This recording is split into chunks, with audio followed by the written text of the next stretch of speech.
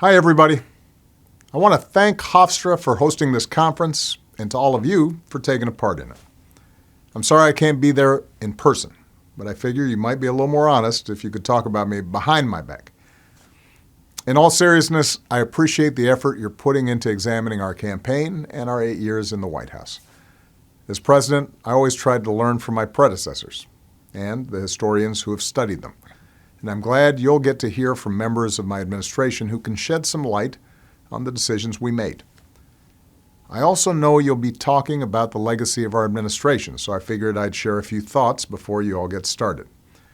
In basketball, this is called working the refs. I'll admit that it's hard to have perspective on yourself, especially this close to when you were president. But one of the things I tried to do was to tell a generous, inclusive story about America, where everybody has a seat at the table and where we can all be a part of perfecting this union. I'm also proud that our administration was able to operate at the highest levels of power and still have a moral compass and an ethical code. We made some mistakes, but every day I had the privilege of working with a group of talented, idealistic people trying to change the world.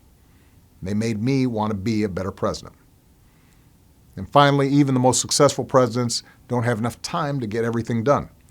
That's why the single most important thing I can do right now is to grab the next Baracks and Michelles out there and try to make their path just a little bit easier. That's the reason the work we're doing at the Obama Foundation and the work we'll do at the Obama Presidential Center isn't just about telling our story. It's about giving the next generation of leaders the tools and inspiration they need to write their own chapter. If we can do that, it will be a better and more important legacy than anything I got done by myself. I've often talked about how, as president, you're just a relay runner.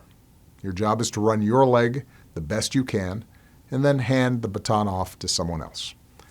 I am incredibly proud of what my administration did, but I also recognize that there's more work to do.